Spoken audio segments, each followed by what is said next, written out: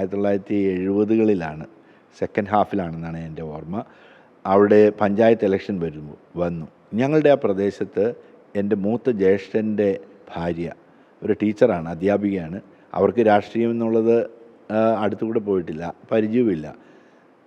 എൻ്റെ ചാച്ചൻ നിർബന്ധിച്ചിട്ട് കേരള കോൺഗ്രസിൻ്റെ ഒരു സ്ഥാനാർത്ഥിയായിട്ട് അവരെ നിർത്തുമ്പോൾ അതിൻ്റെ ചർച്ചകൾ, അതിന് പിന്നിലുള്ള പ്രയത്നം, ഇത് വോട്ടോർമയായിട്ട് തന്നെ എൻ്റെ മനസ്സിൽ നന്നായിട്ട് നിൽക്കുകയാണ്. ആകെ 200 പേരുണ്ട് ഇന്ന്. പക്ഷേ ആരോ എഴുതി കൊടുക്കുന്ന മുദ്രാവാക്യങ്ങളാണല്ലോ ഇവർ വായിക്കുന്നത്. എണ്ണാമെങ്കിൽ എണ്ണിക്കോ, നാളെ കള്ളം പറയരുത്. ആകെ 50 പേരേ ഉള്ളൂ. അപ്പോൾ അത് പറഞ്ഞ് അവരുടെ ആകെ 50 പേരേ ഉള്ളൂ.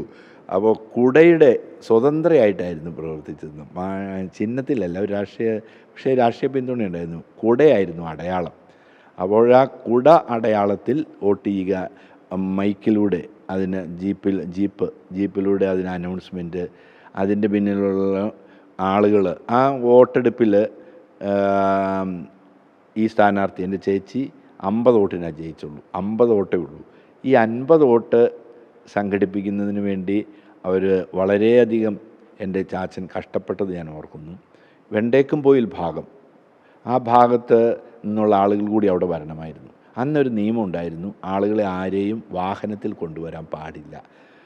അതുകൊണ്ട് വെണ്ടേക്കുംപോയിൽ നിന്ന് വന്ന ആളുകളെ ഒരു 2 കിലോമീറ്റർ അകലെ കൊണ്ട് അവിടെ ഇറക്കി.